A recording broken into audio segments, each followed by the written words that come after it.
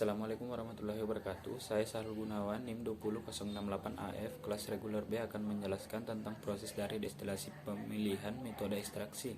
Kayu putih menggunakan modifikasi umpan uap, yaitu dengan cara menambahkan pipa berlubang pada angsang yang menembus ke tengah bahan baku pada sistem destilasi air uap. Indikator dari kondisi yang diharapkan adalah tercapainya peningkatan hasil destilasi daun kayu putih dari keadaan angsang standar modifikasi dengan cara menambahkan 1, 3, dan 5 pipa berlubang pada angsang yang berfungsi sebagai umpan uap. Hasil penelitian menunjukkan bahwa penggunaan angsang dengan modifikasi umpan uap tersebut diperoleh hasil destilasi yang lebih banyak dan yang tertinggi dihasilkan dengan menggunakan angsang dengan 5 pipa umpan uap.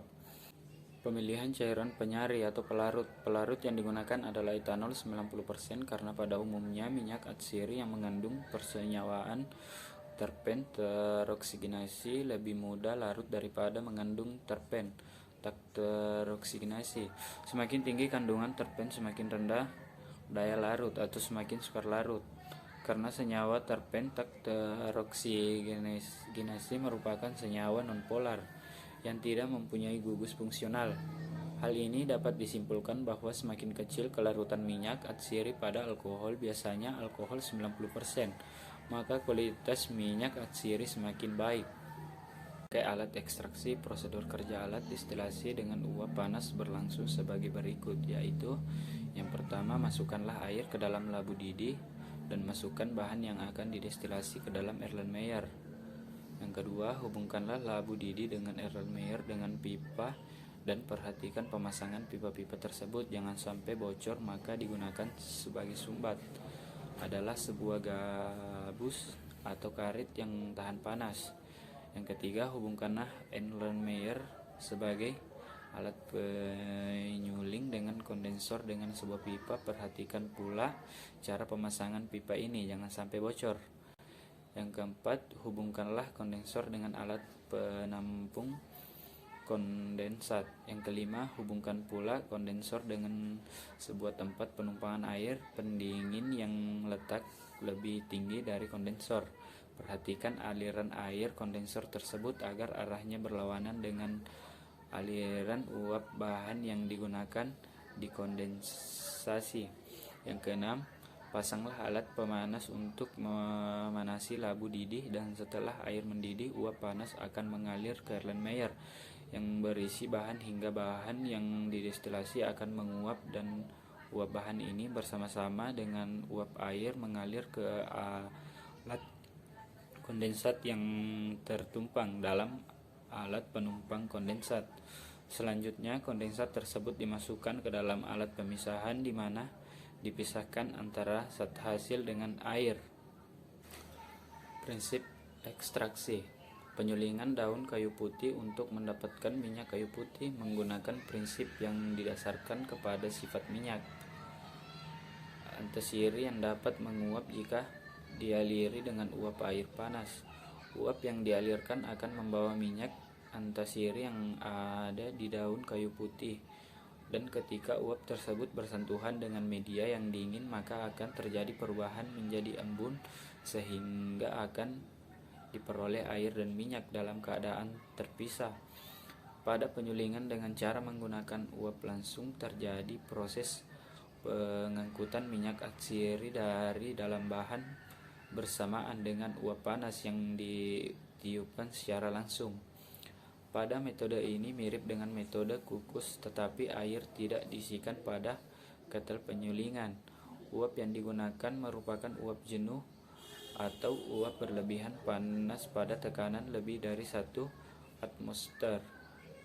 Uap panas yang dihasilkan dari boiler dialirkan melalui pipa uap melingkar berponi yang terletak di bawah, dan uap bergerak ke atas melalui bahan yang terletak di atas saringan di dalam tangkai atau ketel penyulingan. Beberapa faktor yang mempengaruhi jumlah minyak yang menguap bersama-sama uap air, yaitu besarnya tekanan uap yang digunakan, berat molekul dari masing-masing komponen dalam minyak, dan kecepatan minyak yang keluar dari bahan pada penyulingan uap pada tekanan atmosfer. Suhu penyulingan sedikit di atas atau di bawah 100 OSI, yaitu tergantung dari apakah tekanan uap jenuh atau uap panas yang digunakan. Setiap proses penyulingan dapat diatur sehingga berlangsung di bawah suhu 100 OSI, asalkan tekanan berada di bawah 1 atmosfer. Guenther 2011. Menurut Sanato 2003, lama penyulingan minyak kayu putih yang optimum adalah 3-4 jam. Faktor-faktor yang berpengaruh terhadap steam distillation yaitu suhu penyulingan, usaha suhu operasional serendah mungkin, meskipun kecepatan produksi ditentukan oleh suhu. Yang pertama, jumlah air yang kontak langsung dengan bahan yang disuling. Yang kedua, gunakan air sedikit mungkin yang dapat berhubung atau kontak langsung dengan bahan tanaman. Yang ketiga, ukuran bahan dengan memanjang bahan tanaman sebelum penyulingan. Diusahakan agar pengusahaan bahan dalam ketal suling homogen mungkin. Guenther 2011. Kelebihan dan kekurangan alat ekstraksi. Kelebihan destilasi. Yang pertama, memisahkan zat dengan perbedaan titik didih yang tinggi. Yang kedua, produk yang dihasilkan benar-benar murni. Kekurangan destilasi. Yang pertama, hanya dapat memisahkan zat yang memiliki perbedaan titik didih yang besar. Yang kedua, biaya penggunaan alat ini relatif mahal. Yang ketiga, berlaku hanya untuk zat dengan fase cair dan gas.